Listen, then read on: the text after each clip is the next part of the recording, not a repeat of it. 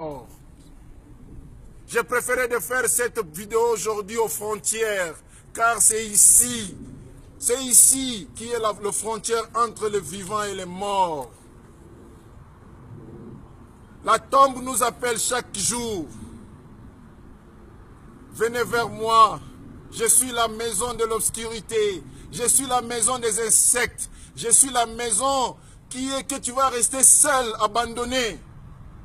La maison dont aujourd'hui les mêmes politiciens, les hommes forts, les hommes riches, les religieux, quand ils sont couchés ici, ils ont été mangés par des insectes. Et ces insectes-là vont être mangés par d'autres insectes. Et ils vont rester que des os.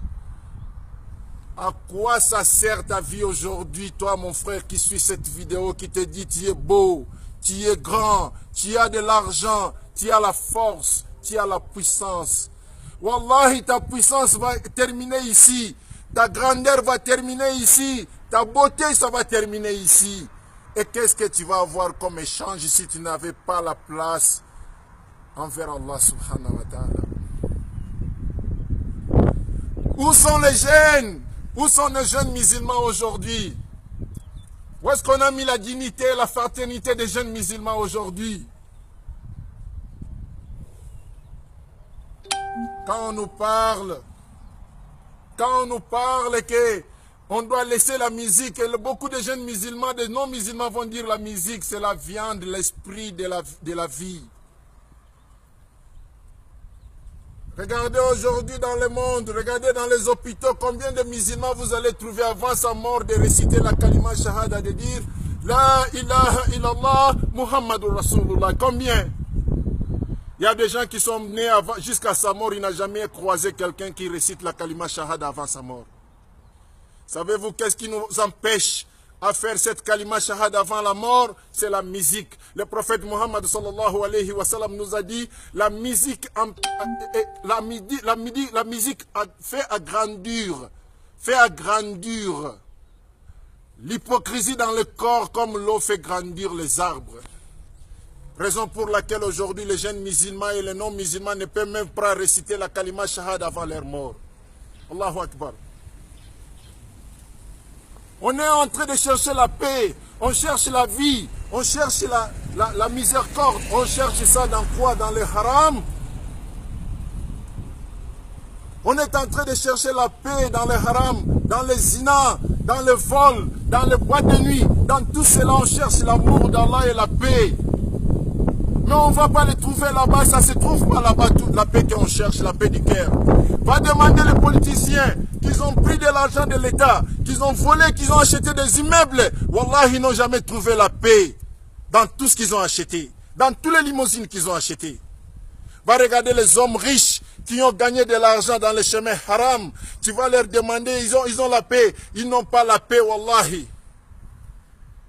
Pour avoir la paix, ils doivent boire, ils doivent courtiser des femmes, ils doivent faire ceci, cela pour avoir la paix.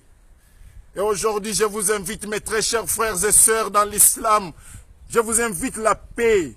La paix, vous allez le trouver. Venez vers Allah subhanahu wa ta'ala, c'est là où seulement vous allez trouver la paix.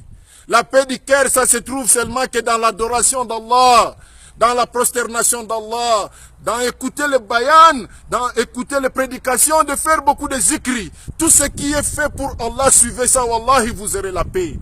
Aujourd'hui, on va voir les jeunes filles qui s'habillent n'importe comment, alors que ta maman, on l'a trouvé pas. Le jour ton papa a trouvé ta maman, il l'a pas trouvé avec une mini-jupe. Il l'a trouvé avec une pagne. Mais aujourd'hui, tu vas trouver, les jeunes aujourd'hui, ils sont là.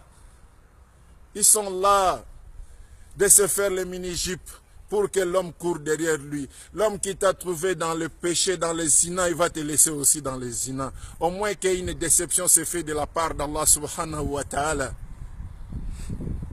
Toi, les jeunes garçons, mon fils, mon ami, mon petit frère, depuis que tu as baissé ton pantalon sous tes fesses, tu ne veux pas le faire soulever. Pourquoi? Qu'est-ce qui se passe? À qui tu veux montrer tes fesses? À qui tu veux montrer ton dos? Je suis un garçon, je n'aurai pas envie de toi. J'aurais envie d'une femme. Mais pourquoi toi tu veux me montrer tes fesses? Ce qu'il faut dire, Tu as mauvaise intention. Tu veux montrer les gens, les garçons de fesses qui sont des PD pour courir derrière tes fesses. Wallahi, aujourd'hui, je suis devant la tombe pour te raconter, pour te rappeler que cet endroit, tu ne seras jamais échappé d'ici. Dans cet endroit, tu ne seras jamais épargné d'ici. Et Allah va te frapper de ça. Tôt ou tard, tu seras récompensé de ça. Et tu seras payé de ce que tu as fait aujourd'hui.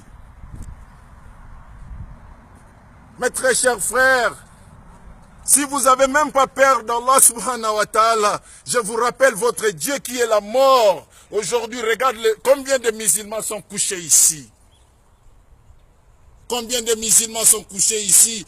Le cimetière appartient aux musulmans et non-musulmans. Regardez de l'autre côté, vous allez voir combien de non-musulmans sont couchés. Des centaines, des hectares de musulmans, de non-musulmans couchés. Et tous ces gens-là, ils étaient dans les cités. Ils avaient des maisons, ils avaient des foyers, ils avaient tout. Mais ils ont tout laissé, ils sont là. Wallahi, je vais vous dire à 18 h quand tu viens dans le cimetière, tu ne peux pas